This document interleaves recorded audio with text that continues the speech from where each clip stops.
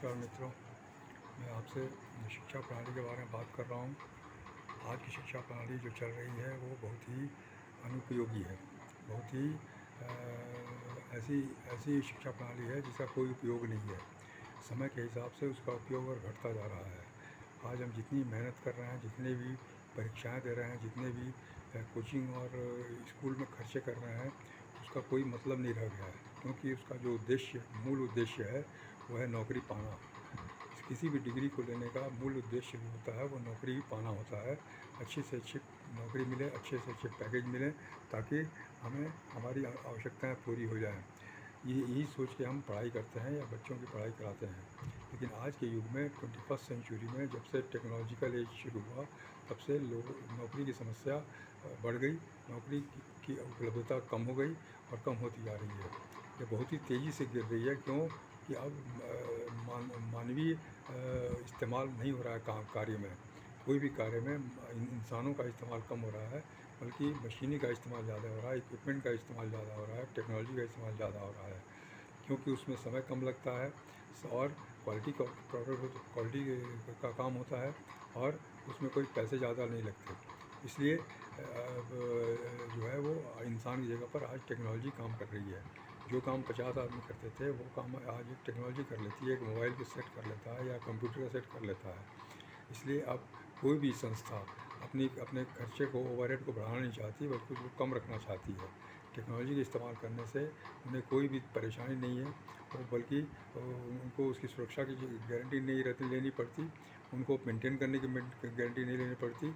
अगर आज कंप्यूटर ख़राब होता है उसको रिप्लेस कर सकते हैं वो। लेकिन आज एक कर्मचारी कोई ख़राब होता है, कर्मचारी नहीं काम कर पाता है, तो उसको हटा नहीं सकती जल्दी। हटाने के बाद उसके बदले और एक आदमी को लेना पड़ेगा कहीं ना कहीं से, और उसको मेंटेन भी करना पड़ेगा। उसको खर्चे भी जहाँ तक होता है उठाने पड़ते हैं। हर तरह के इंश्योरेंसेज और ये सब करना पड़ता है, ताकि उसका जीवन सुरक्षित हो सके।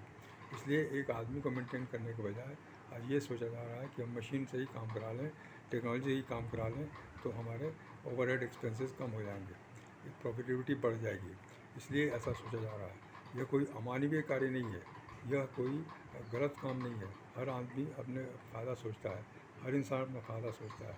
हम अगर लोगों की सेवा करते हैं, तो सेवा करने का मतलब ये नहीं कि उसको हम नौकर बना कर रखें, उसको हम बांध कर रखें कहीं पर, उसको हम सैलरीड पीपल बना कर रखें, सिर्फ तनख्वाह पर उसको ज़िंदा रखें। ऐसा नहीं, बल्कि उसको आगे बढ़ने की क्षमता का एहसास कराना है, उसको आगे बढ़ने के लिए प्रेरित करना है, वो आगे बढ़े और वो भी एक सफल व्यक्ति बने।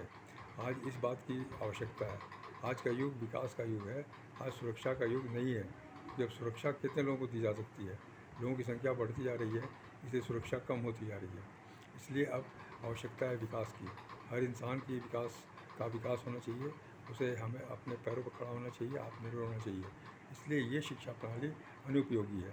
इसके लिए नई शिक्षा प्रणाली जो आई हुई है वो बहुत ही उपयोगी है, क्योंकि वो सफलता के विश्वविद्यालय की शिक्षा प्रणाली है। उसमें हमें सफल व्यक्ति बनाने के लिए बताया जाता है, सफल इंसान या महत्वपूर्ण इंसान बनने के लिए बताया जाता है। सफल और महत्वपूर्ण इंसान में क्या फ़र्क है? सफल इंसान वो है जो खुद सफल हो गया, खुद ही उसने सफलता का सिद्धांत फॉलो किया और वो जीवन में सफल हो गया, वो सफल इंसान है।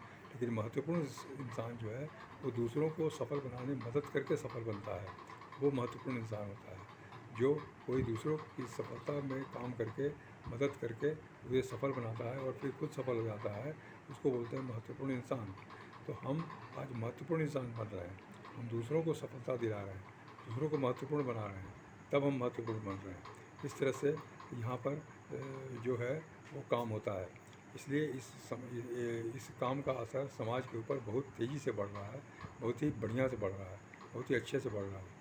यह आपके हमारे समझने की चीज़ है कि हमें इसको लागू करना है। क्योंकि हमारे अंदर ये भावना रहती है कि आज नौकरी नहीं मिलेगी तो हम क्या करेंगे, हम लोग भूखे मर जाएंगे। यंगस्टर्स को आज चिंता होती है कि नौकरी नहीं मिलेगी तो हम क्या करेंगे, हमारे खर्चे कैसे चलेंगे। माँ बाप हमारे खर्चे नहीं उठा पा रहे हैं, नहीं उठाना चाहते हैं। फिर शादी हो जाएगी तो उसमें उसके बाद भी खर्चे बढ़ जाएंगे। तो ये पैसे की समस्या कैसे दूर होगी? इसके लिए हमारे पास कोई साधन नहीं अभी तक था। हम सिर्फ नौकरी करते थे, बड़ी से बड़ी नौकरियाँ, एक स्थान से दूसरे स्थान पर स्विच ओवर करते रहते थे, ताकि हमें अच्छा पैकेज मिलता रहे और हम आगे बढ़ते हैं। लेकिन वो पैकेज पैकेज पैकेज ही रहता है, उसमें जीवन का कोई अर्थ नहीं पता चलता। जीवन की ताकत नहीं पता चलती, जीवन की सफलता नहीं पता चलती। हम सिर्फ एक स्थान से दूसरे स्थान पर जाते हुए हम आगे बढ़ने की कोशिश करते हैं, लेकिन वो जो बढ़ोतरी है वो बहुत ही कम है, स्ट्रक्चर्ड ग्रोथ है वो, इसलिए वो हमारे काम नहीं आती।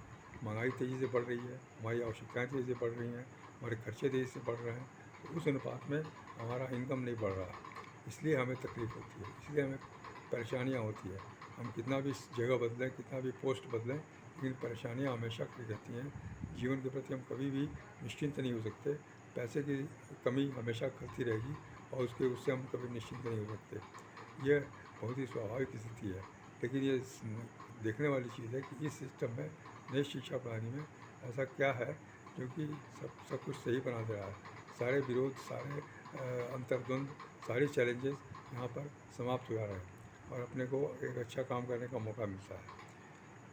इसलिए यह सामाजिक तौर पर भी और एक इंसान के तौर पर भी यह बहुत ही आवश्यक है कि हम सभी आत्मनिर्भर बने, अच्छा चरित्र बने और अच्छे स्वास्थ्य वाले बने। तीनों चीज़ें ज़रूरी हैं, अच्छे चरित्र वाले, अच्छे मानसिकता वाले, अच्छे पैसे वाले, आर्थिक स्वतंत्रता के साथ और अच्छे स्वास्थ्य वाले बने। ये तीनों चीज़ें आज इतनी आवश्यक है समाज के लिए कि समाज उसके बिना आज पीड़ित है, हर तरीके से पीड़ित है। उसे हर तरीके से पैसे उससे लिए जा रहे हैं और वो पैसे फिर वो सामान खरीद रहा है। इस तरह की बातें बिल्कुल ना हो और लोग तेज़ी से बढ़ते जाएँ, यही मेरी आपसे ख्वाहिश है और मैं आपको इसी बारे में बता रहा हूँ। धन्यवाद, नमस्कार।